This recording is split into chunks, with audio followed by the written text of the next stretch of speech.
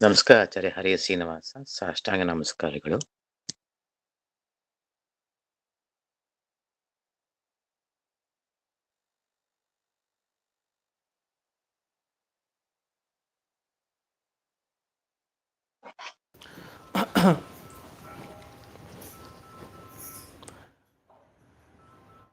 ಸುಮತಿಭಿರನುಮೇಜಂ ಶುಭ್ರಕಾಜಂ ಸಖಾಜಂ ಸುಖಮಜಮನಪಾಜಂ ಮುಕ್ತ್ಯುಪಾಜಂ ವಿಮಾಜಂ ದ್ರಹಜಮಹಮಮೇಜಂ ಧ್ಯೇಜಮಂನಾಜಗೇಜಂ ಸದಜಮಸದಜೇಜಂ ಶ್ರೀಸಹಜಂ ಭಜೇಜಂ.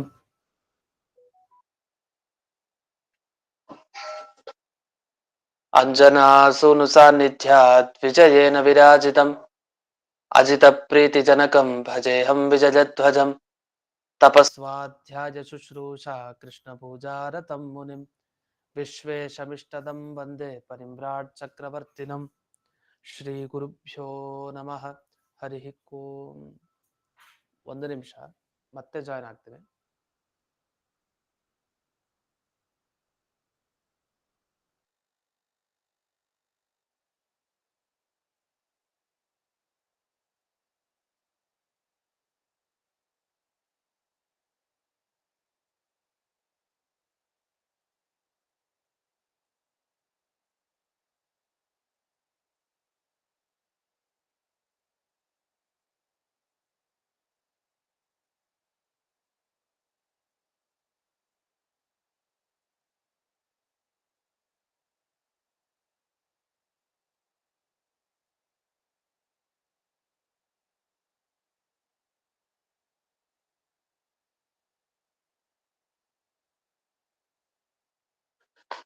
ಓಂ ಜನ್ಮಾದ್ಯಸ್ಯ ಯತೋನ್ವಜಾದಿತರತಶ್ಚಾರ್ಥೇಷ್ವಭಿಘ್ನಸ್ವರಾಟ್ ತೇನೇ ಬ್ರಹ್ಮ ಹೃದಯ ಆದಿಕವಯೇ ಮುಖ್ಯಂತಿ ಯಂ ಸೂರಜಃ.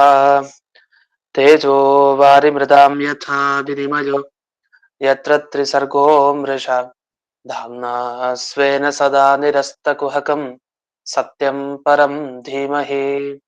ಓಂ ಸ್ವಸ್ತಿಸ್ತು ಸದಾಂ ಅಶೇಷ ಸನ್ಮಂಗಲಾನಿ ಭವಂತು. ಸಮ್ಯಕ್ ಶ್ಲೋಕೈಕ ಶ್ರವಣ ಪಠನ ಮಾತ್ರೇಣ ವಕ್ತುಶ್ಚ ಶ್ರೋತॄಣಾಂ ನಿಖಿಲ ಕಲಿಕೃತ ಕಲ್ಮಷ ಅಪನೋದನ ಪಟುತರೆ. ಶ್ರೀಮದ್ಭಾಗವತೆ ಮಹಾಪುರಾಣೆ ದ್ವಿತೀಯ ಸ್ಕಂದೆ ಚತುರ್ಥಾಧ್ಯಾಯೇ ಅದ್ಯ ಕಥಾನುವಾದೇ ಸತಿ ಕಿಂಚಿತ್ ಪೂರ್ವಕಥಾನುವಾದಃ. ಇದುವರೆಗೆ ಶುಕಾಚಾರ್ಯರು ತಾವು ಭಾಗವತ ಪುರಾಣ ಕೇಳುವ ಮೊದಲಿಗೆ ಸರಸ್ವತೀ ದೇವಿ, ಚತುರ್ಮುಖ ಬ್ರಹ್ಮದೇವರು, ವೇದವ್ಯಾಸರು, ಭಗವಂತ, ಹೀಗೆ ಇವರೆಲ್ಲರನ್ನ ನೆನಪಿಸ್ಕೊಂಡು ತಾವು ಅವರ ಅನುಗ್ರಹವನ್ನ ಬಯಸ್ತಾ ಇದ್ದಾರೆ. ಅಲ್ಲಿಯೇ ಈ ಒಂದೇ ಶ್ಲೋಕಕ್ಕೆ 4 ಅರ್ಥ ಇದೆ ಅಂತ ಹೇಳಿದ್ದೆ. ಅದರಲ್ಲಿ 2 ಅರ್ಥ ನಾವು ನೋಡಿದೀವಿ. ಈಗ 3ನೇ ಅರ್ಥ ನೋಡ್ಬೇಕಿದೆ. 3ನೇ ಅರ್ಥ ಏನು ಅಂತ ನೋಡೋಣ. ಈ ಶ್ಲೋಕದಲ್ಲಿ ಅಜಸ್ಯ ಅಂತ ಹೇಳಿದ್ದಾರೆ. ಅಜ ಅಂದ್ರೆ ಏನು? ಹುಟ್ಟಿಲ್ದೇ ಇರೋನು ಅಂತ ಅರ್ಥ. ಈಗ 22ನೇ ಶ್ಲೋಕದ ವಿವರಣೆ. ಅಜಸ್ಯ, ಹುಟ್ಟಿ ಯಾರಿಗಿಲ್ಲ? ಭಗವಂತನಿಗೆ. ಅವನಿಗೆ ಹುಟ್ಟಿಲ್ಲ, ಅವತಾರ ಮಾತ್ರ. ಆ ಭಗವಂತ ತಾನು ಯಾವಾಗ್ಲೂ ದೋಷವನ್ನ ಹೊಂದಿಲ್ಲ, ಯಾವಾಗ್ಲೂ ನಿರ್ದೋಷ, ದೋಷನೇ ಇರಲ್ಲ ಆ ಭಗವಂತನಲ್ಲಿ.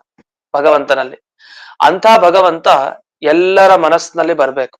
ಅಂದ್ರೆ ದೇವರ ಬಗ್ಗೆ ಯಾರೂ ಕೂಡ ದೋಷಗಳಿವೆ ಅಂತ ತಿಳ್ಕೊಳ್ಬಾರ್ದು. ಹಾಗೆ ಶಾಸ್ತ್ರವನ್ನ ಚೆನ್ನಾಗಿ ತಾವು ವಿಸ್ತಾರವಾಗಿ ಬರೆದ್ರು. ಯಾರು ಬರೆದಿದ್ದನ್ನೆಲ್ಲ, ಯಾರು ಬರೆದ ಶಾಸ್ತ್ರದಿಂದಾಗಿ ಜನರಿಗೆಲ್ಲ ಜ್ಞಾನೋದಯ ಆಗ್ತಾ ಇದೆ. ಭಗವಂತನಲ್ಲಿ ಯಾವುದೇ ದೋಷ ಇಲ್ಲ ಅಂತ ಯಾವ ಶಾಸ್ತ್ರದಿಂದ ತಿಳ್ಕೊಳ್ತಾ ಇದ್ದಾರೆ ಅಂದ್ರೆ ಬ್ರಹ್ಮಸೂತ್ರ, ಭಾಗವತ, ಈ ರೀತಿ ಈ ಗ್ರಂಥಗಳಿಂದೆಲ್ಲ ತಿಳ್ಕೊಳ್ತಾ ಇದ್ದಾರೆ. ಹಾಗಾದ್ರೆ ಅದನ್ನ ವಿಸ್ತಾರವಾಗಿ ಮಾಡಿದವರು ಯಾರು? ಋಷೀಣಾಂ ಋಷಭ, ಋಷಿಗಳಿಗೆ ಋಷಿಗಳವರು, ಶ್ರೇಷ್ಠರು. ಅಂಥ ವೇದವ್ಯಾಸರೇನಿದ್ದಾರೆ, ಅಂಥ ವೇದವ್ಯಾಸರು ನನಗೆ ಅನುಗ್ರಹ ಮಾಡ್ಲಿ ಅಂತ ತಮ್ಮ ಸಾಕ್ಷಾತ್ ತಂದೆಯನ್ನ ಪ್ರಾರ್ಥನೆ ಮಾಡಿದ್ದಾರೆ ಶುಕಾಚಾರ್ಯ. ಇನ್ನು ಯಾದುಪತ್ಯಕ್ಕೆ ಬಂದಾಗ ಇನ್ನೊಂದು ವಿವರಣೆಯನ್ನ ಕೊಡ್ತಾರೆ. ಇದಕ್ಕೇನರ್ಥ ಅಂದ್ರೆ, ಅದು ಮೊದಲಿಗೆ ಸೃಷ್ಟಿ ಮಾಡೋ ಮುಂಚೆ ವೇದ ಎಲ್ಲ ಎಲ್ಲಿ ಇತ್ತು ಅಂತ ಪ್ರಶ್ನೆ. ಯಾಕೆ ಯಾರು ಬಂದೇ ಇರ್ಲಿಲ್ಲ ಆಗ. ಭಗವಂತ ಒಬ್ಬನೇ ಇತ್ತ ಪ್ರಳಯ ಕಾಲದಲ್ಲಿ. ಇನ್ನು ಜಗತ್ತನ್ನು ಸೃಷ್ಟಿ ಮಾಡ್ಬೇಕಿತ್ತು. ಬ್ರಹ್ಮದೇವರು ಕೂಡ ಇನ್ನೂ ಬಂದಿಲ್ಲ. ಆಗ ಎಲ್ಲ ವೇದ ಎಲ್ಲಿತ್ತು? ವೇದ ಎಲ್ಲ ಎಲ್ಲಿತ್ತು? ದೇವರ ಹೃದಯದಲ್ಲಿತ್ತು. ನಾರಾಯಣ ಭಗವಂತ ಏನಿದ್ದಾನೆ, ನಾರಾಯಣನ ಹೃದಯದ ಒಳಗಡೆ ಎಲ್ಲ ವೇದದ ಮಾತುಗಳಿತ್ತು. ಅದು ಕ್ರಮವಾಗಿತ್ತಂತೆ, ಚೆನ್ನಾಗೇ ಇತ್ತು. ಅಂದ್ರೆ ಅಗ್ನಿವೀಳೆ ಪುರೋಹಿತಂ ಎಲ್ಲ ಕ್ರಮವಾಗಿತ್ತು. ಅನಂತ ವೇದರಾಶಿ ದೇವರ ಹೃದಯದ ಒಳಗಡೆ ಕೂತಿದೆ. ಆದ್ರೆ ಅದು ಸೃಷ್ಟಿ ಆದ್ಮೇಲೆ, ಅಂದ್ರೆ ಭಗವಂತ ಸೃಷ್ಟಿ ಪ್ರಾರಂಭ ಮಾಡಿದ ಮೇಲೆ ಕಾಲಕ್ಕೆ ತಕ್ಕ ಹಾಗೆ ಆ ವೇದ ಯಾವ ಭಗವಂತ ಮನಸ್ಸಿನಲ್ಲಿ ಏಕಪ್ರಕಾರವಾಗಿ ಒಂದೇ ತರ ಇತ್ತೋ ಅದೆಲ್ಲ ಕಾಲಬಲ ಏನ್ ಮಾಡ್ಲಿಕ್ಕೆ ಬರಲ್ಲ, ಒಂದೊಂದೇ ನಾಶ ಆಗೋ ತರ ಆಯ್ತು. ಸೊ ನಾಶ ಏನಾಗ್ಲಿಲ್ಲ, ಎಲ್ಲ ಚಲ್ಲಾಪಿಲ್ಲಿ ಅಂತ ಹೇಳ್ತೀವಲ್ಲ ಹಾಗೆ ಎಲ್ಲ ಆಚೆ ಈಚೆ ಆಗೋಯ್ತು. ಅದೇ ದೇವರ ಮನಸ್ಸಲ್ಲಿ ಚೆನ್ನಾಗಿತ್ತು. ಅದನ್ನ ಉದ್ಧಾರ ಮಾಡ್ಬೇಕು ಯಾರೀಗ? ಆ ವೇದವನ್ನು ಉದ್ಧಾರ ಮಾಡ್ಬೇಕಾಗಿದೆ ಅವನೇ ಮಾಡ್ಬೇಕಷ್ಟೆ. ಯಾಕೆ ಅವನ ಮನಸ್ಸಲ್ಲಿ ಮಾತ್ರ ಚೆನ್ನಾಗಿರೋದು. ಈ ಕಾಲ ಬಲದಿಂದ ಎಲ್ಲರಲ್ಲೂ ಕೂಡ ವೇದದ ಜ್ಞಾನ ಹೊರಟೋಗಿದೆ, ಸರಿಯಾಗಿಲ್ಲ. ಆಗ ಭಗವಂತ ತಾನೇ ತನ್ನ ಮನಸ್ಸಿನಲ್ಲಿದ್ದ ಆ ವೇದವನ್ನ ಹೊರಗೆ ಹಾಕಬೇಕು. ಏನ್ ಮಾಡ್ಬೇಕು ಅದಕ್ಕೆ? ಅದಕ್ಕೆ ವೇದವ್ಯಾಸ ದೇವರು ಏನ್ ಮಾಡಿದ್ರು, ಆ ದೇವರ ಹೃದಯದ ಒಳಗಡೆ ಇರೋ ಆ ಸರಿಯಾದ ವೇದವನ್ನ ಹೊರಗೆ ಹಾಕಿದ್ರು ಅಂತ. ಹಾಗಾದ್ರೆ ವೇದವನ್ನ ಭಗವಂತನ ಮನಸ್ಸಲ್ಲಿರೋದನ್ನ ಹೊರಗಡೆ ಹಾಕಿದ್ದಾರೆ ಅಂದ್ರೆ ಆ ವೇದವ್ಯಾಸರೇನಾಗಿರ್ಬೇಕು? ಅವರು ದೇವರೇ ಆಗಿರ್ಬೇಕು ಅಂತ ಅರ್ಥ.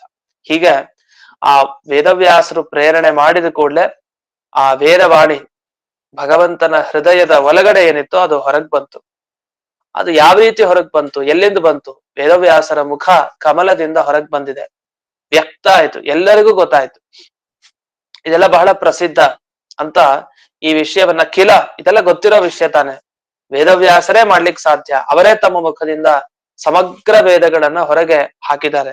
ಅಂಥ ಋಷಿಗಳು, ಜ್ಞಾನಿಗಳು ಯಾರ್ಯಾರಿದ್ದಾರೆ ಅವರಲ್ಲಿ ಶ್ರೇಷ್ಠ ವ್ಯಕ್ತಿಗಳು ವೇದವ್ಯಾಸರು. ಅವರು ನನಗೆ ಅನುಗ್ರಹ ಮಾಡ್ಲಿ ಅಂತ ಇಲ್ಲಿ ಪ್ರಚೋದಿತ ಅಂತ ಒಂದು ಶಬ್ದ ಹಾಕಿದ. ಅಂದ್ರೆ ವೇದವ್ಯಾಸರು ಆ ಸರಸ್ವತಿ ದೇವಿಗೆ ಪ್ರಚೋದನೆ ಕೊಟ್ಟು, ಅಂದ್ರೆ ನೀ ಹೊರಗ್ ಬಾ ಅಂತ ಅಷ್ಟೇ, ಪ್ರಯತ್ನ ಪಡ್ಲಿಲ್ಲ, ಪ್ರೇರಣೆ. ನೀ ಹೊರಗ್ ಬಾ ಅಂತ ಕೂಡಲೇ ಹೊರಗ್ ಬಂದ್ಬಿಡ್ತು ಅಂತ. ಇದರಿಂದ ಏನ್ ಗೊತ್ತಾಯ್ತು ಅಂದ್ರೆ, ಈಗೆಲ್ಲ ಒಂದು ವಸ್ತುವನ್ನ ಹೊರಗ್ ತೆಗಿಬೇಕು ಅಂದ್ರೆ ಒಂದು ಮುಚ್ಚಳದ ಒಳಗಡೆ ಏನಾದ್ರು ಹಾಕಿಟ್ರೆ ಆ ಮುಚ್ಚಳ ತೆಗೆದು ಅದನ್ನು ಹೊರಗೆ ಹಾಕಿ ಪ್ರಯತ್ನ ಪಡ್ಬೇಕು ಕಷ್ಟಪಟ್ಟು. ಯಾವುದೇ ಒಂದು ಒಬ್ಬರ ಮನಸ್ಸಿನಲ್ಲಿ ಒಳಗಡೆ ಇತ್ತು ಅಂದ್ರೆ ಅದನ್ನ ತೆಗಿಬೇಕು ಅಂದ್ರೆ ತುಂಬಾ ಮಾತಾಡಿಸಿ ಕೊನೆಗೆ ಅವರಿಂದ ಬಾಯಿಯ ಮುಖಾಂತರ ಬಿಡಿಸ್ಬೇಕು ಆ ವಿಷಯವನ್ನ. ಇದು ದೇವರ ಮನಸ್ಸಲ್ಲಿ ಇದೆ ಅಂತಂದ್ರೆ ಅದು ಹೇಗ್ ಸಾಧ್ಯ? ಅವನೇ ಬರ್ಬೇಕಷ್ಟೆ. ಆ ದೇವರ ಮನಸ್ಸಲ್ಲಿರೋ ಸರಸ್ವತಿ ರೂಪದಲ್ಲಿ ವೇದವಾಕ್ಯ ಏನಿತ್ತು, ಆ ವೇದವಾಕ್ಯ ಯಾವಾಗ ವೇದವ್ಯಾಸ ರೂಪ ತಾನೇ ತಗೊಂಡೋ ಭಗವಂತ, ಆಗೆಲ್ಲ ತಾನಾಗೆ ಹೊರಗ್ ಬಂತು. ತುಂಬಾ ಪ್ರಯತ್ನ ಪಟ್ಟು ಏನು ಶಾಖಾ ವಿಭಾಗ ಮಾಡ್ಲಿಲ್ಲ. ವೇದವ್ಯಾಸರು ತಾವು ಅವತಾರ ಮಾಡಿದ ಕೂಡಲೇ ಈ ವೇದದ ವಿಭಾಗ ಮಾಡಿದ್ರು. ತುಂಬಾ ಕಷ್ಟ ಪಡ್ಲಿಲ್ಲ, ಆರಾಮಾಗಿ ತಾವು ಮಾಡಿದ್ದಾರೆ ಅನ್ನೋದನ್ನ ಇಲ್ಲಿ ಪ್ರಚೋದಿತ, ಕೇವಲ ಪ್ರೇರಣೆ ಅಷ್ಟೇ ವೇದವ್ಯಾಸರು ಮಾಡಿದ್ದು ಅಂತ ಹೀಗೆ ಅದರ ವಿವರಣೆಯನ್ನು ಮಾಡಿದ್ದಾರೆ. ಹಾಗಾಗಿ ಒಟ್ಟು ಈ 22ನೇ ಶ್ಲೋಕದಲ್ಲಿ ಒಟ್ಟು 4 ಅರ್ಥಗಳನ್ನ ಬಿಡಿಸಿದ್ದಾರೆ. ಒಂದೇ ಶ್ಲೋಕ 4 ತರಹ ಅರ್ಥವನ್ನ ಬಿಡಿಸಿದ್ದಾರೆ. ವೇದವ್ಯಾಸರನ್ನು ನೆನಪಿಸ್ಕೊಳ್ಳುವಂತ 3 ರೀತಿಯ ವಿವರಣೆಗಳು ಕೂಡ ಇದೆ. 3 ರೀತಿಯ ವಿವರಣೆ. ಒಂದು ನಾರಾಯಣನ ವಿವರಣೆ, ಅವನನ್ನು ನಮಸ್ಕರಿಸಿದ್ದು, ಜೊತೆಗೆ ಸರಸ್ವತಿ ದೇವಿ ಮತ್ತೆ ಚತುರ್ಮುಖ ಬ್ರಹ್ಮದೇವರು. ಇಷ್ಟು ಜನರನ್ನ ಇಲ್ಲಿ ನೆನಪಿಸ್ಕೊಂಡಿದ್ದಾರೆ, ಅವರ ಪ್ರಸಾದವನ್ನ ಬಯಸಿದ್ದಾರೆ ಶುಕಾಚಾರ್ಯರು. ಇನ್ನು ಮುಂದೆ ಮತ್ತೆ ಭಗವಂತರನ್ನೇ ಪ್ರಾರ್ಥಿಸ್ತಾರೆ. ಭಗವಂತರನ್ನ ಪ್ರಾರ್ಥಿಸೋ ಕ್ರಮ ಈ ರೀತಿ ಬೇರೆ. ಈಗ ಈ ಶ್ಲೋಕದಲ್ಲಿ 23ನೇ ಶ್ಲೋಕ ಈಗ ನೋಡೋಣ. ಭೂತೈರ್ಮಹದ್ಭಿಃ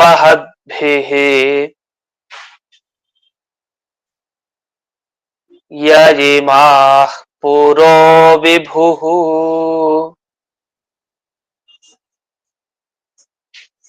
ನಿರ್ಮಾಯಶೇತೆ ಯದಮೂಷು ಪೂರುಷಃ.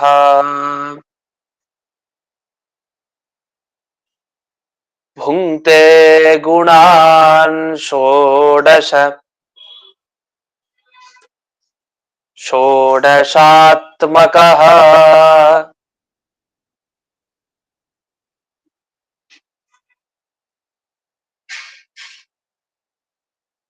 ಸೋಲಂಕೃಶಿಷ್ಟ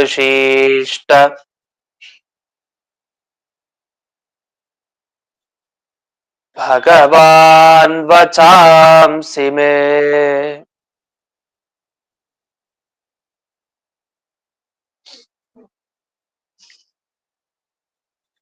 ಈಗ ಶುಕಾಚಾರ್ಯರು ತಾವು ತಮ್ಮ ಇಂದ್ರಿಯಗಳ ಮುಖಾಂತರ ಭಾಗವತವನ್ನ ಹೊರಗೆ ಹಾಕ್ಬೇಕು. ನಾವು ಮಾತಾಡ್ತೀವಿ ಅಂದ್ರೆ ಏನು, ಶಬ್ದ ನಮ್ಮ ಬಾಯಿಯಿಂದ ಹೊರಗೆ ಬರ್ತಾ ಇದೆ. ಹಾಗಾದ್ರೆ ನಮ್ಮ ವಾಗೀಂದ್ರಿಯ ಚೆನ್ನಾಗಿರ್ಬೇಕು, ಮಾತಾಡುವಂತಹ ಇಂದ್ರಿಯ ಚೆನ್ನಾಗಿರ್ಬೇಕು, ಮತ್ತೆ ಬುದ್ಧಿ ಸರಿಯಾಗಿ ಓಡ್ಬೇಕು, ತಲೆ ಸರಿಯಾಗಿ ಓಡ್ಬೇಕು, ಮನಸ್ಸು ಸರಿಯಾಗಿರ್ಬೇಕು, ಚೆನ್ನಾಗಿ ಆಲೋಚನೆ ಮಾಡ್ಬೇಕು, ಮತ್ತೆ ನಮ್ಮ ಕೈ ಕಾಲು ಎಲ್ಲ ಸರಿಯಾಗಿರ್ಬೇಕು. ಇಲ್ಲ ಹೇಳ್ಬೇಕಾದ್ರೆ ಮಧ್ಯೆ ನಿಂತು ಹೋಗ್ಬಿಡ್ಬೋದು. ಹೀಗೆ ಪ್ರತಿಯೊಂದು ಇಂದ್ರಿಯ ನಮ್ಮ ದೇಹದಲ್ಲಿರೋದು ಸರಿಯಾಗಿದ್ರೆ ಮಾತ್ರ ಸಾಧನೆ ಮಾಡ್ಲಿಕ್ಕೆ ಸಾಧ್ಯ. ಅದು ಈಗ ಭಾಗವತ ಪುರಾಣ ಹೇಳಲಿಕ್ಕೆ ಅಂತ ಶುರು ಮಾಡ್ಬೇಕು. ಪರೀಕ್ಷಿತ್ ರಾಜನಿಗೆ ಮುಕ್ತಿ ಸಿಗ್ಬೇಕು, ಆ ರೀತಿ ಇವರು ಭಾಗವತ ಪುರಾಣ ಹೇಳ್ಬೇಕು. 7 ದಿವಸ ಹೇಳ್ಬೇಕು. ಮಧ್ಯಕ್ಕೆ ನಿಂತು ಹೋಗ್ಬಿಟ್ರೆ ಭಾಗವತ ಹೇಳ್ಬೇಕಾದ್ರೆ, ಅವ್ರ ಇಂದ್ರಿಯಕ್ಕೆ ನಾವು ತೊಂದರೆ ಬಂದ್ರೆ, ಮಾತಾಡ್ಬೇಕಾದ್ರೆ ಅಥವಾ ಮೂರ್ಛೆ ತಪ್ಪಿ ಹೋದ್ರೆ, ಕೈ ಕಾಲೇನೋ ಸರಿ ಇಲ್ಲ ಅಂದ್ರೆ ಏನಾದ್ರು ತೊಂದರೆ ಆಗ್ಬೋದು, ಏನೋ ಹೇಳಿಕ್ ಬರಲ್ಲ. ಅದಕ್ಕೇನ್ ಮಾಡ್ಬೇಕು? ಮೊದಲಿಗೆ ಭಗವಂತನ ಪ್ರಾರ್ಥನೆ ಮಾಡ್ಬೇಕು. ನಿರ್ವಿಘ್ನವಾಗಿ ಈ ಸಭೆಯಲ್ಲಿ ಎಲ್ರೂ ಸೇರಿದ್ದಾರೆ, ಪರೀಕ್ಷಿತ್ ರಾಜನಿಗೆ ನಾನು ಭಾಗವತ ಪುರಾಣ ಹೇಳ್ಬೇಕಾಗಿದೆ, ಅದಕ್ಕೋಸ್ಕರ ದೇವರ ಪ್ರಾರ್ಥನೆ ಮಾಡ್ಬೇಕು ನಾನು. ಯಾಕೆ? ಹೃಷಿಕೇಶ, ದೇವರಿಗೆ ಹೃಷಿಕೇಶ ಅಂತ ಕರೀತಾರೆ. ಎಲ್ಲಾ ಇಂದ್ರಿಯಗಳಿಗೆ ಅವನೇ ಪ್ರೇರಣೆ ಮಾಡೋರು. ಅವನೊಬ್ಬ ಸರಿಯಾಗಿ ನಮ್ಮ ದೇಹದ ಒಳಗಡೆ ಇದ್ರೆ ಎಲ್ಲಾ ಇಂದ್ರಿಯಗಳು ಸರಿಯಾಗಿ ಕೆಲಸ ಮಾಡುತ್ತೆ. ಆ ನಿಟ್ಟಿನಲ್ಲಿ ಎಲ್ಲ ಇಂದ್ರಿಯಗಳಿಗೆ ನಮ್ಮ ದೇಹ ಇರೋದಕ್ಕೆ ಮೂಲ ಪ್ರೇರಕನಾದ ಆ ಭಗವಂತನ ಅನುಗ್ರಹವನ್ನ ಈಗ ಶುಕಾಚಾರ್ಯರು ಬೇಡ್ತಾ ಇದ್ದಾರೆ. ಅದು ತಮ್ಮ ಇಂದ್ರಿಯ, ತಮ್ಮ ಮನಸ್ಸು ಎಲ್ಲ ಸರಿಯಾಗಿರ್ಲಿ ಅಂತ ಭಗವಂತನ ಬಳಿ ಬೇಡ್ತಾ ಇದ್ದಾರೆ. ಭೂತೈರ್ ಮಹದ್ಭಿಃ ಯದಿಮಾಃ ಪುರಃ. ಯಾಕೆ ಅಂದ್ರೆ ದೇವರ ಸೃಷ್ಟಿಯ ಬಗ್ಗೆ ಯೋಚಿಸ್ತಾರೆ ಮೊದಲು ಶುಕಾಚಾರ್ಯರು. ದೇವರನ್ನ ಯಾಕೆ ಬೇಡ್ಬೇಕು ಅಂದ್ರೆ ಈ ದೇಹ ಅದು ದೇವರಿಂದಲೇ ಸಿಕ್ಕಿದ್ದು ಮನುಷ್ಯರಿಗೆ. ಆ ಭಗವಂತನೇ ಪಂಚಭೂತಗಳನ್ನ ನಿರ್ಮಿಸಿದ. ಪೃಥ್ವಿ, ಜಲ, ತೇಜಸ್ಸು, ವಾಯು, ಆಕಾಶ ಎಲ್ಲ ತಗೊಂಡು ಜೀವರುಗಳಿಗೆ ದೇಹ ಕೊಟ್ಟ. ದೇಹ ಕೊಟ್ಟ ಮೇಲೆ ಆ ದೇಹದ ಒಳಗಡೆ ತಾನೇ ಹೋಗಿ ವಾಸ ಮಾಡ್ಲಿಕ್ಕೆ ಶುರು ಮಾಡ್ದ. ಆತ್ಮ ಅಂತ ಒಂದ್ ರೂಪ ತಗೊಂಡ. ಇದು ಕೇಳಿಸ್ತಾ ಇಲ್ವಾ ಸರಿಯಾಗಿ? ಹಲೋ, ಆಚಾರ್ಯ ಚೆನ್ನಾಗಿ ಕೇಳಿಸುತ್ತೆ. ಆಯ್ತಾ.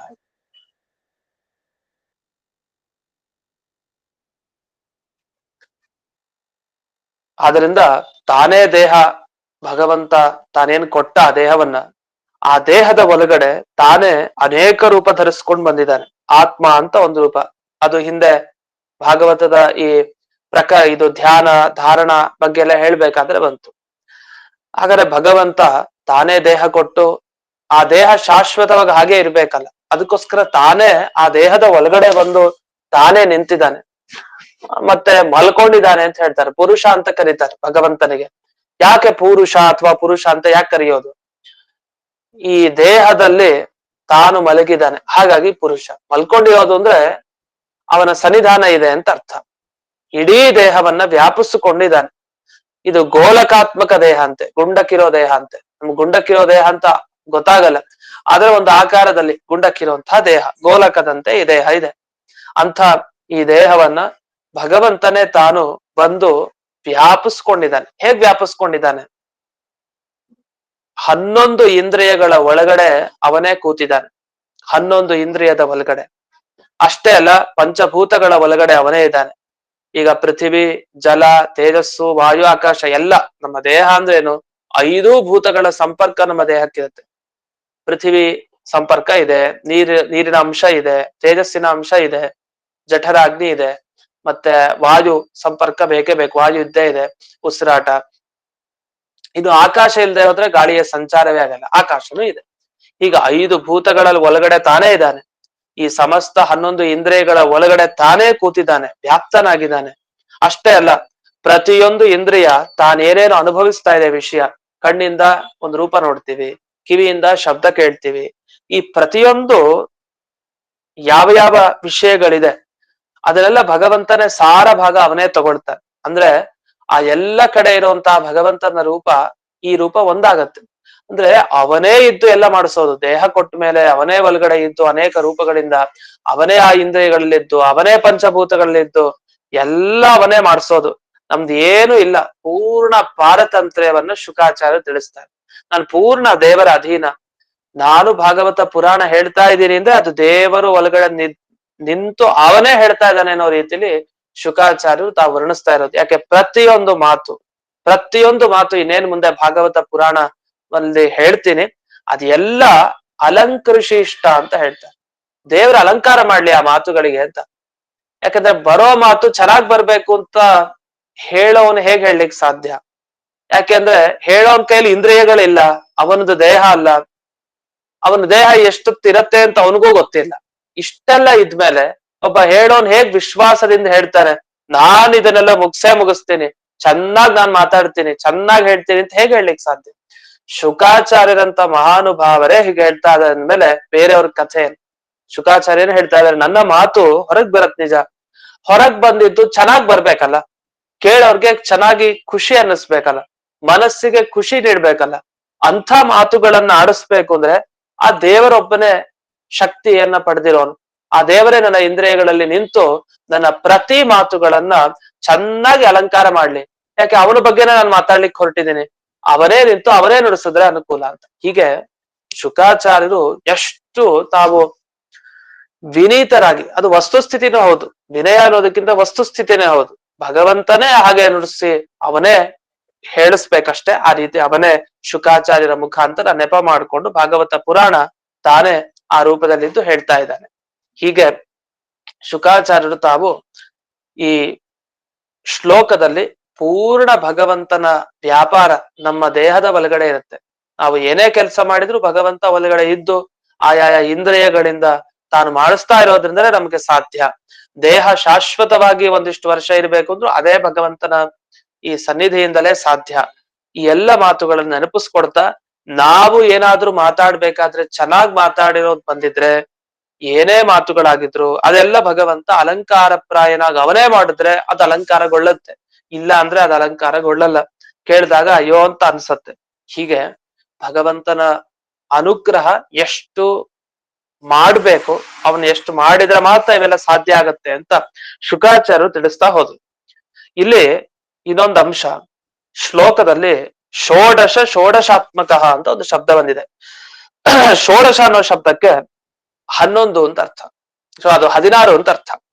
ಇಲ್ಲಿ ಷೋಡಶಾತ್ಮಕ ಅನ್ನೋಲ್ಲಿ ಈ 16 ಅನ್ನೋದು ಹೇಗ್ ಸಿಗತ್ತೆ ಅಂತ ಆಗ್ಲೇ ಹೇಳಿದೆ ನಾನು. ಷೋಡಶಾತ್ಮಕ ಅಂದ್ರೆ 11 ಇಂದ್ರಿಯ ಮತ್ತೆ 5 ಭೂತಗಳು ಸೇರಿಸಿ 16 ಆಗತ್ತೆ. ಹಾಗಾದ್ರೆ ಷೋಡಶಾತ್ಮಕ ಅಂತಂದ್ರೆ ಈ 16 ಪದಾರ್ಥಗಳಿಂದ ಆ 16ರ ಒಳಗಡೆ ಅವನಿರ್ತಾನೆ, 16 ತತ್ವಗಳಲ್ಲಿ ಇರ್ತಾನೆ ಅಂತ. ಅದ್ ಯಾವ್ದು ಅಂತ ಒಂದು ವಿವರಣೆ ಮಾಡ್ಬೇಕು. ಈ 11 ಇಂದ್ರಿಯಗಳು ಯಾವುದು, ಮತ್ತೆ 5 ಸೇರಿಸಿ 16 ಆಗತ್ತೆ, ಅದು ಯಾವುದು ಅಂತ ವಿವರಣೆ ಮಾಡ್ಬೇಕು. ಅದಲ್ಲಿ ಒಂದು 16 ಕೂಡ ಇಂದ್ರಿಯಗಳೇ ಇದೆಯಂತೆ, ಒಂದು 16 ಇಂದ್ರಿಯ ಇದೆಯಂತೆ. ಈ 16 ಇಂದ್ರಿಯ ಹೇಗೆ? ನಾವು ಕೇಳಿರೋದು 11 ಕೇಳಿರ್ತೀವಿ, 5 ಕೇಳಿರ್ತೀವಿ, 6 ಕೇಳಿರ್ತೀವಿ. ಈ 16 ಇಂದ್ರಿಯ ಅಂದ್ರೆ ಇದು ಹೇಗ್ ಸಾಧ್ಯ ಅಂತ ಒಂದು ಪ್ರಶ್ನೆ. ಅದಕ್ಕೆ ಯಾದುಪತ್ಯದಲ್ಲಿ ವಿವರಣೆ ಕೊಡ್ತಾರೆ.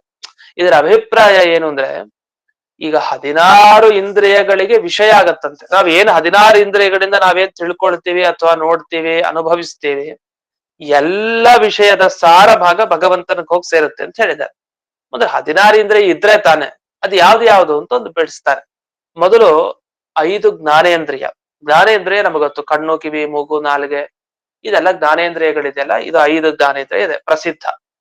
ಪಂಚ ಕರ್ಮೇಂದ್ರಿಯಗಳು ಪ್ರಸಿದ್ಧ, ಕೈ ಕಾಲು ಇತ್ಯಾದಿ ಪಂಚ ಕರ್ಮ ಇಂದ್ರಿಯಗಳು ಪ್ರಸಿದ್ಧ.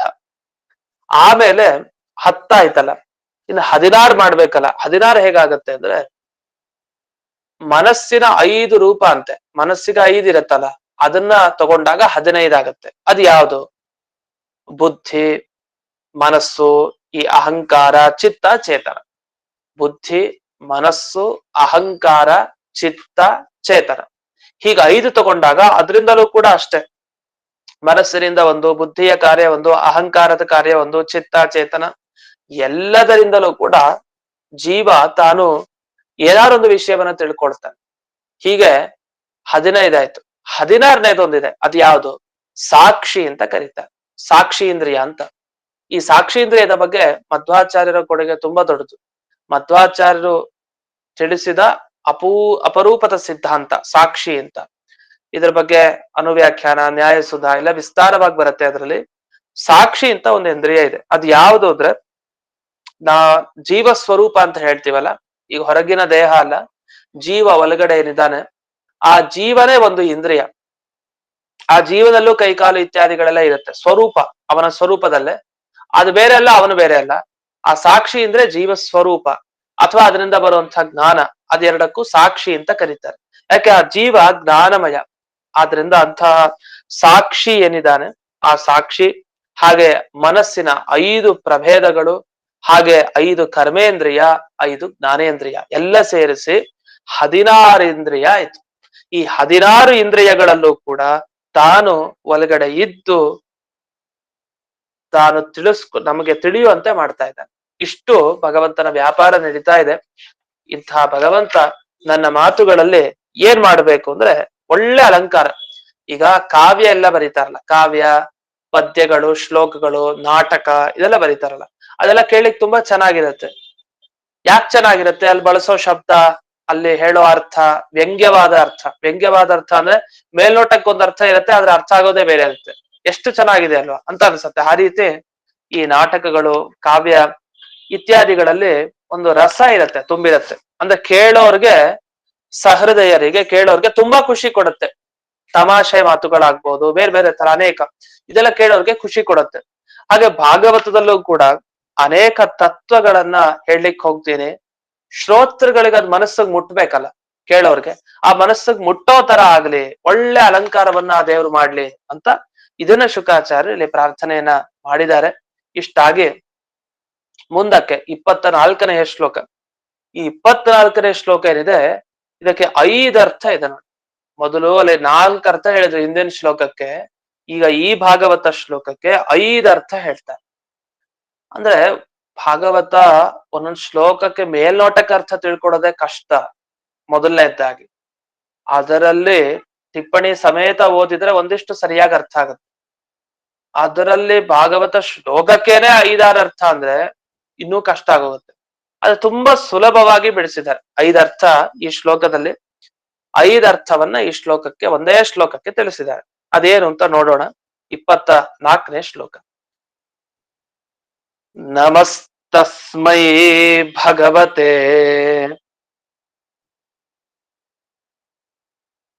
ವಾಸುದೇವಾಯ ವೇಧಸೆ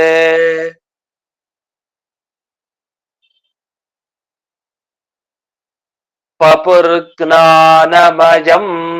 ಸೌಮ್ಯಾಃ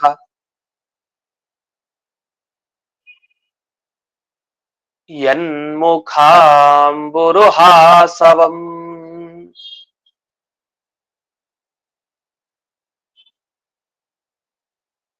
ಈ ಶ್ಲೋಕದಲ್ಲಿ ನಿಮ್ಗೆ ಸಾರವಾಗಿ ಹೇಳೋದಿದ್ರೆ ಯಾರ್ಯಾರಿಗೆ ನಮಸ್ಕಾರ ಮಾಡ್ತಾರೆ ಅಂತ ಹೇಳಿದಾಗ ಒಂದು ಕಲ್ಪನೆಗೆ ಬರುತ್ತೆ. 5 ವ್ಯಕ್ತಿಗಳಿಗೆ ನಮಸ್ಕಾರ ಮಾಡ್ತಾರೆ. ಮೊದಲು ವಾಸುದೇವನಿಗೆ ನಮಸ್ಕಾರ, ಮೂಲರೂಪಿ ಮೋಕ್ಷಪ್ರದನಾದ ವಾಸುದೇವನಿಗೆ ನಮಸ್ಕಾರ. ಎರಡನೇದು ಕೃಷ್ಣನಿಗೆ ನಮಸ್ಕಾರ ಮಾಡ್ತಾರೆ. ಇದೇ ಶ್ಲೋಕ ವಾಸುದೇವನಿಗೆ ನಮಸ್ಕಾರವನ್ನು ಸೂಚಿಸ್ತಾ ಇದೆ. ಈ ಶ್ಲೋಕದಿಂದ ವಾಸುದೇವನಿಗೆ ನಮಸ್ಕಾರ ಮಾಡ್ತಾರೆ. ಈ ಶ್ಲೋಕದಿಂದಲೇ ಕೃಷ್ಣನಿಗೆ ನಮಸ್ಕಾರ ಆದಾಗಾಯ್ತು. ಇದೇ ಶ್ಲೋಕದಿಂದ ಬ್ರಹ್ಮದೇವರಿಗೆ ನಮಸ್ಕಾರ ಮಾಡಿದಾಗಾಯ್ತು. ಇದೇ ಶ್ಲೋಕದಿಂದ ಹರಿಭಕ್ತರು ಯಾರಿದ್ದಾರೆ ಅಂದ್ರೆ ನಾರದರಿಗೆ ನಮಸ್ಕಾರ ಮಾಡಿದಾಗಾಯ್ತು. ಇದೇ ಶ್ಲೋಕದಿಂದ ತಮ್ಮ ತಂದೆ ವೇದವ್ಯಾಸರಿಗೂ ನಮಸ್ಕಾರ ಮಾಡಿದಾಗಾಯ್ತು. ಹೀಗೆ 5 ವ್ಯಕ್ತಿಗಳಿಗೆ ನಮಸ್ಕಾರ ಮಾಡಿದೆ ಈ ಶ್ಲೋಕದಿಂದ. ಆಶ್ಚರ್ಯ, ಅದು ಎಷ್ಟು ಅರ್ಥ ತುಂಬಿಸಿದ್ದಾರೆ, ಹೇಗೆ ಇದೆ ಇದರಲ್ಲಿ. ವಾಸುದೇವನಾಯ್ತು, ಕೃಷ್ಣ ಬಂದ, ಬ್ರಹ್ಮದೇವರು ಬಂದ್ರು, ನಾರದರು ಬಂದ್ರು, ವೇದವ್ಯಾಸರು ಬಂದ್ರು. ಭಗವಂತನ 3 ರೂಪಗಳಿಗೆ ಮಾಡಿದ್ದಾರೆ, ಬ್ರಹ್ಮದೇವರು, ನಾರದರು. ಹೀಗೆ 5 ಈ ಮಹಾತ್ಮರಿಗೆ ನಮಸ್ಕಾರವನ್ನ ಮಾಡಿದ್ದಾರೆ ಈ ಶ್ಲೋಕದಲ್ಲಿ. ಇದು ಹೇಗೆ ಅರ್ಥ ಸಿಗತ್ತೆ ಅನ್ನೋದನ್ನ ಮೊದಲೇ ಅರ್ಥವನ್ನ ನೋಡೋಣ. ಈಗ ಮೊದಲು ವಾಸುದೇವನಿಗೆ ನಮಸ್ಕಾರ ಮಾಡಿದ್ದಾರೆ, ಸ್ಪಷ್ಟ ನಮಗೆ. ಭಗವತೆ ವಾಸುದೇವಾಯ, ಓಂ ನಮೋ ಭಗವತೆ ವಾಸುದೇವ. ಭಗವಂತನಾದ ವಾಸುದೇವ, ಮೋಕ್ಷವನ್ನ ನೀಡುವಂತಹ ವಾಸುದೇವನಿಗೆ ನಮಸ್ಕಾರ. ಆ ವಾಸುದೇವ ಯಾರು? ನಾವ್ ಹೇಳ್ತೀವಿ ವಸುದೇವನ ಮಗ ವಾಸುದೇವ. ವಾಸ್ತವಿಕವಾಗಿ ವಸುದೇವನ ಮಗನಾದ್ಮೇಲೆ ಅವನಿಗೆ ವಾಸುದೇವ ಅಂತ ಹೆಸರು ಬಂದಿದ್ದಲ್ಲ. ಯಾಕೆ? ಅನಿರುದ್ಧ, ಪ್ರದ್ಯುಮ್ನ, ಸಂಕರ್ಷಣ, ವಾಸುದೇವ, ನಾರಾಯಣ 5 ರೂಪ ಏನಿದೆ ಅದರಲ್ಲಿ ಮೊದಲೇ ಇತ್ತು. ಸೃಷ್ಟಿ ಮಾಡಿದ್ದು ಒಂದೊಂದೊಂದೊಂದು ರೂಪಗಳು ಒಂದೊಂದು ಕೆಲಸ ಮಾಡ್ತು. ಈ ರೂಪಗಳು ಮೊದಲೇ ಇದ್ದು. ವಾಸುದೇವ ಅಂತ ಹೆಸರು ಇರುವಂತಹ ಭಗವಂತನ ರೂಪ ಮೊದಲೇ ಇದೆ. ಅದು ಕೃಷ್ಣಾವತಾರದ ಸಂದರ್ಭದಲ್ಲಿ ಅವನು ವಾಸುದೇವ ಅಂತ ಬಂದಿದ್ದಲ್ಲ, ಮೊದಲೇ ಇತ್ತು. ಆ ಮೊದಲೇ ಇದ್ದ ವಾಸುದೇವನಿಗೆ ನಮಸ್ಕಾರ ಮಾಡ್ತಾ ಇದ್ದಾರೆ. ಈಗ ಮತ್ತೆ ಮುಂದೆ ವಾಸುದೇವ ಅಂದ್ರೆ ವಸುದೇವನ ಮಗ ಅಂತ ಪ್ರಸಿದ್ಧಿಗೆ ಬಂದಲ್ಲ, ಆ ಕೃಷ್ಣನಿಗೂ ನಮಸ್ಕಾರ ಮಾಡ್ತಾರೆ. ಯಾಕಂದ್ರೆ ಭಕ್ತಿ ಜಾಸ್ತಿ ಆಗೋಗಿದೆ ಅವ್ರಿಗೆ, ಜಾಸ್ತಿ ಶ್ಲೋಕ ಹೇಳೋದಿಲ್ಲ. ಒಂದೇ ಶ್ಲೋಕದಿಂದ 4-5 ಜನಕ್ಕೆ ನಮಸ್ಕಾರ ಮಾಡೋ ರೀತಿ ಅವ್ರು ಶ್ಲೋಕ ಹೇಳ್ತಾ ಇದ್ದಾರೆ ಈಗ ಶುಕಾಚಾರ್ಯರು. ಎಂಥ ಪಾಂಡಿತ್ಯ ಶುಕಾಚಾರ್ಯರು. ಹೀಗೆ ವಾಸುದೇವನಿಗೆ ನಮಸ್ಕಾರ ಮಾಡಿದ್ರಿ. ಇಲ್ಲಿ ಆ ಭಗವಂತ ಏನ್ ಮಾಡ್ತಾನೆ? ವೇಧಸೆ ಅಂತ ಹೇಳ್ತಾರೆ. ವೇಧಸೆ ಅಂದ್ರೆ ಜಗತ್ತಿಗೆ ಸೃಷ್ಟಿ ಎಲ್ಲ ಮಾಡೋರ್ಗೆ ವೇಧಸೆ ಅಂತ ಕರೀತಾರೆ. ಆ ಭಗವಂತ ತಾನು ಏನ್ ಮಾಡಿದ ಅಂದ್ರೆ ತನ್ನ ಮುಖ ಕಮಲದಿಂದ ಜೇನು ತುಪ್ಪ ಏನಿದೆ ಅದನ್ನ ಸೃಷ್ಟಿ ಮಾಡಿದಾನಂತೆ. ಕಮಲದಲ್ಲಿ ರಸ ಇರುತ್ತೆ, ದುಂಬಿಗಳೆಲ್ಲ ಹೋಗಿ ಅದನ್ನ ಹಿಂಡಿ ಆ ರಸವನ್ನ ಕುಡಿಯತ್ತೆ. ಹಾಗೆ ಇಲ್ಲಿ ಭಗವಂತನ ಮುಖದಲ್ಲಿ ರಸ ಇದೆಯಂತೆ. ಆ ರಸ ಯಾವುದು? ಆ ಜೇನು ಯಾವುದು ಅಂದ್ರೆ ಅದು ಜ್ಞಾನ ಅನ್ನೋ ಜೇನಂತೆ. ಭಗವಂತನ ಮುಖ ಕಮಲದಲ್ಲಿ ಆ ಜ್ಞಾನ ಅನ್ನುವ ಜೇನು ತುಪ್ಪ ಇದೆ. ಅದನ್ನ ಸ್ವೀಕಾರ ಮಾಡ್ಬೇಕು. ಯಾರು ಮಾಡ್ತಾರೆ ಇದನ್ನೆಲ್ಲ? ಆ ಭಗವಂತನ ಮುಖ ಕಮಲದಲ್ಲಿರೋ ಜೇನುತುಪ್ಪ ಸ್ವೀಕಾರ ಯಾರು ಮಾಡೋದು ಅಂದ್ರೆ ಸೌಮ್ಯಾಹ ಅಂತ ಹೇಳ್ತಾರೆ. ಸೌಮ್ಯಾಹ ಅಂದ್ರೆ ಈ ಜೇನುತುಪ್ಪ ಕುಡಿಲಿಕ್ಕೆ ಸೋಮ ಅಂತ ಕರೀತಾರೆ. ಸೋಮ ಅಂದ್ರೆ ವಸ್ತುತಃ ಸೋಮಯಾಗ ಇದೆ, ಸೋಮಯಾಗದಲ್ಲಿ ಬಳಸುವಂತಹ ಸೋಮರಸಕ್ಕೆ ಸೋಮ ಅಂತ ಕರೀತಾರೆ. ಆದ್ರೆ ಇಲ್ಲಿ ಆ ಸೋಮರಸ ಯಾವುದು ಅಂದ್ರೆ ಜ್ಞಾನನೇ, ಅದು ಸೋಮರಸ. ಆ ಭಗವಂತನ ಮುಖ ಕಮಲದಲ್ಲಿರುವಂತಹ ಆ ಜ್ಞಾನ ರಸ ಕುಡಿಬೇಕು ಅಂದ್ರೆ ಒಂದು ಯೋಗ್ಯತೆ ಬೇಕಲ್ಲ. ಆ ಯೋಗ್ಯತೆ ಇರೋರಿಗೆ ಸೌಮ್ಯ ಅಂತ ಕರೀತಾರೆ. ಆ ಸೌಮ್ಯ ಯಾರು? ಬ್ರಹ್ಮದೇವರಿಂದ ಹಿಡಿದು ಎಲ್ಲ ದೇವತೆಗಳು ಅಂತವ್ರಿಗೆ ಸೌಮ್ಯ ಅಂತ ಕರೀತಾರೆ.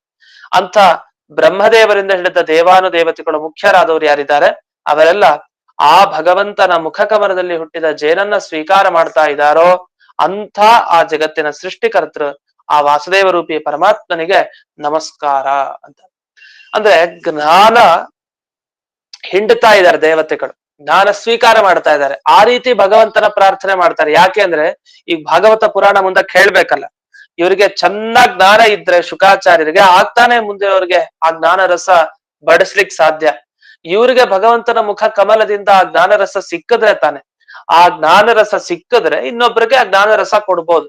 ಅದಕ್ಕೋಸ್ಕರ 5 ರೀತಿಯಲ್ಲಿ ಇಲ್ಲಿ ಪ್ರಾರ್ಥನೆ ಮಾಡಿ ವೇದವ್ಯಾಸರನ್ನ, ಬ್ರಹ್ಮದೇವರನ್ನ ಎಲ್ಲರನ್ನು ಪ್ರಾರ್ಥನೆ ಮಾಡಿ ಆ ಜ್ಞಾನ ರಸ ನನಗ್ ಕೊಡಿ, ನಾನು ಹಂಚ್ತೀನಿ ಅಂತ ಈ ನಿಟ್ಟಿನಲ್ಲಿ ಶುಕಾಚಾರ್ಯರು ತಾವು ಪ್ರಾರ್ಥನೆ ಮಾಡಿದ್ದಾರೆ. ಇನ್ನು 4 ಅರ್ಥಗಳಿದೆ. ಅದೇನು ಅಂತ ನಾಳೆ ಮತ್ತೆ ನಾಡಿದ್ದು ಅನಧ್ಯಯನ ಪಾಠ ಇರೋದಿಲ್ಲ. ಮತ್ತೆ ಬಿದಿಗೆಯಿಂದ ಪಾಠ ಅಂತ ತಿಳಿಸ್ತಾ ಇಂದಿನ ಪಾಠವನ್ನ ಸ್ಮದ್ ಗುರುವಂತರ್ಗತ ವ್ಯಾಸತೀರ್ಥ ಗುರುವಂತರ್ಗತ ಭಾರತೀ ರಮಣ ಮುಖ್ಯ ಪ್ರಾಣಾಂತರ್ಗತ ಶ್ರೀಮನ್ ಮೂಲ ಗೋಪಾಲಕೃಷ್ಣನಿಗೆ ಅರ್ಪಣೆ ಮಾಡ್ತೇನೆ. ಶ್ರೀಕೃಷ್ಣ ಅರ್ಪಣ. ನಮಸ್ಕಾರ ಆಚಾರ್ಯ. ನಮಸ್ಕಾರ.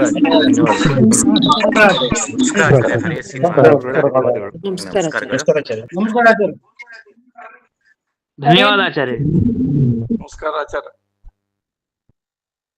ನಮಸ್ಕಾರ ಆಚಾರ್ಯ. ನಮಸ್ಕಾರ ಆಚಾರ್ಯ.